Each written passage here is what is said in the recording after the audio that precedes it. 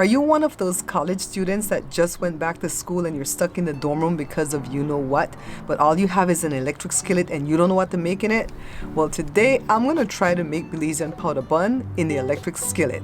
Welcome to the Bare Pantry Show. If you want to learn how to cook in simple steps and have your dishes come out great the first time, then you're in the right place. Learn to make restaurant-style meals, comfort foods, and authentic Belizean dishes from basic ingredients. You might be wondering, what is Barbara doing outside? Well, I'm outside because Jory and Jada are both teaching in their rooms because of you know what. You know, Jory's a teacher in the district and a teacher in the after-school program, and both jobs still have him at home because of you know what.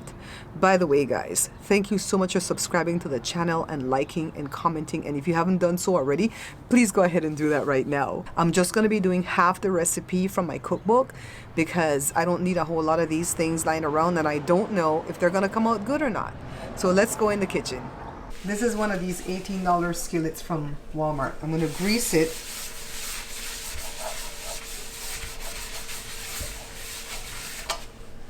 I'm not going to put it on yet.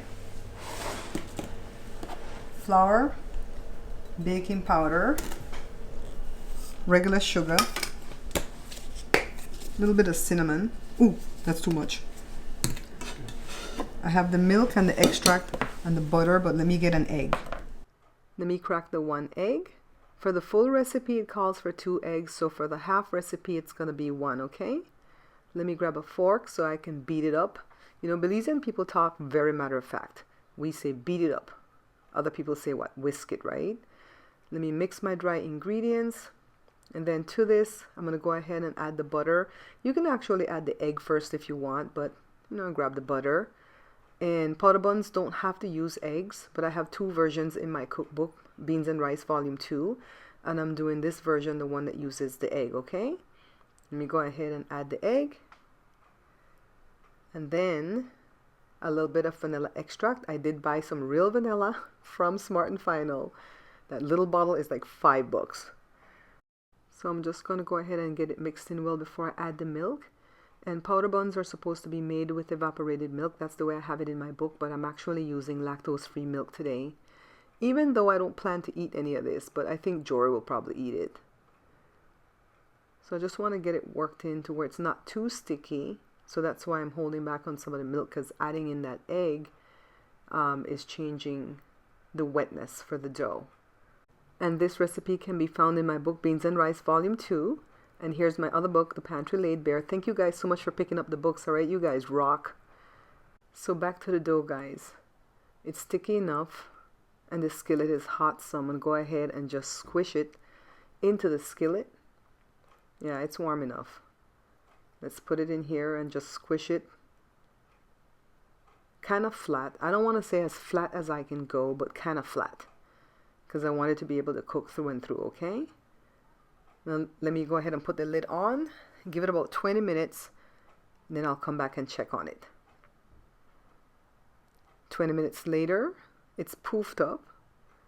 I'm going to go ahead and flip it because I smell it burning. And I do realize that kids in the college dorms won't have a cake lifter like this, so we're going to have to revisit this recipe. Oh, it was burning, but it's okay. We're going to scrape that off like the way we scrape off toast, right? So let me go ahead and adjust this down from 250 to 225. And then I'm going to give it like 10 minutes. In actuality, I gave it 12 minutes. Flip it out. It smells like Poda Bun, but it doesn't look like Poda Bun because it doesn't have that cruffy top that it's known for. Let me go ahead and cut this though. I hope it's cooked. I hope it's cooked. Yes, it is cooked, guys. Look, see, all the way through. So let me cut it up small so Joe doesn't have to eat big pieces, because he's actually doing the Kaiser plan with me. And remember that pink dress a few videos back that I told you wasn't buttoning? It buttoned today, guys, but I couldn't breathe. I wasn't holding in my stomach, but I wasn't breathing. Look at how they look. They don't look so bad. But this is the next day, and you know me, I'm going to try again.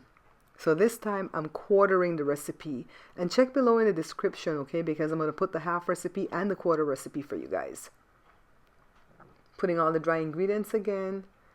I'm going to use a whisk to just mix up the dry ingredients. Now let me go ahead and put the vanilla extract. I don't know why I have the extract in such a large bowl. and then crack the 1 egg. I don't know how to half the egg, okay? So it's 2 eggs for the full recipe, 1 egg for the half, and I'm putting the whole egg for the quarter because I don't know how to half an egg. So let me go ahead and grab the butter. It's only 2 tablespoons or 1/8 of a cup. And just like I did before, just get it worked in and add the milk a little bit at a time and not get it too sticky.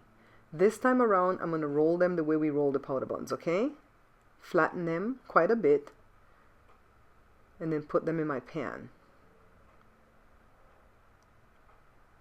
So I can only fit 4 this go around. Put the lid on. So that was like 20 minutes I gave it. There's 6 minutes left, so 14 minutes. So I would say give it 12 minutes. Oh, by the way, if you're getting value from my content, would you go ahead and subscribe and hit that notification bell so you can know when I upload something else? And give me a thumbs up. You know, it's all free to do that, you know? They kind of look like pancakes though, all right? So I'm going to put these little ones in. You know what I want to do with these little ones? I want to not put the lid on. And let's see what happens. So let me get all these out. I think these are all done. I'm stacking them like pancakes, guys. Now these are looking pretty good, but I don't know that they're cooking inside. So I'm going to let them go a little bit more and then invite Joe to come on camera with me so we can taste, all right? Are those cook? I think so.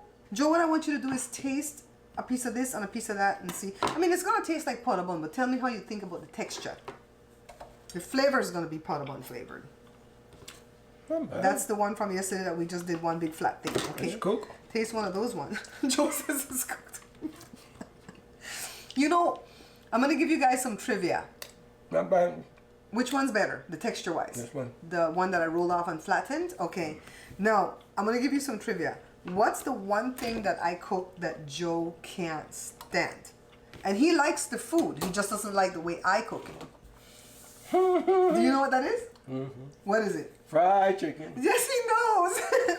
I'm not good at fried chicken. And I don't care what video you send me. I don't care if your mama did it in lard and shortening and butter. I don't care what your mama did. That fried chicken just doesn't come out good. It's tasty, but it doesn't come out good. Huh? What's up? When you could cook it like Popeyes? Popeyes. Yeah, I think, you know, they deep fried, of course. And I have a deep fry, but I ain't doing that.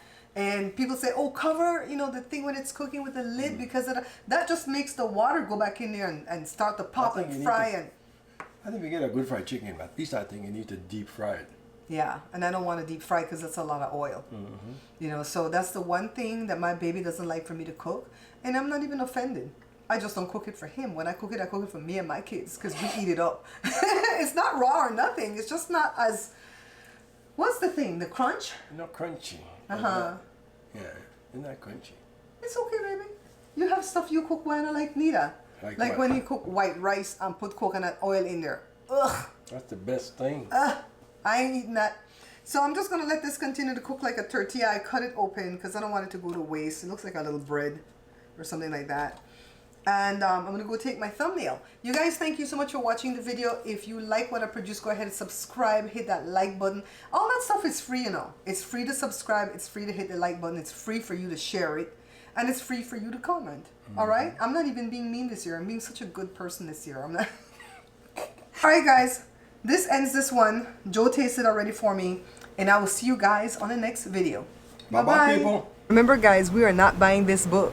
Because if you do, the only people that are making money from that book are my ex-distributor and Amazon. Pick up this book instead. This is my Belizean cookbook. It has 120 authentic Belizean dishes that I've done on the show already, but now you can have it in print so you can follow along and your dishes will come out perfect each time. Hot off the presses, this is my second cookbook, guys. It's called the Pantry Laid Bare, and I named it that because I laid everything on a line when I picked the recipes for this book, all right? 111 delicious dishes from basic ingredients. To purchase, just check below on any of my videos and you'll see the different methods of payment and also the shipping. Thanks, guys. Won't you come and try this warm delight? This is the Bare Pantry Show.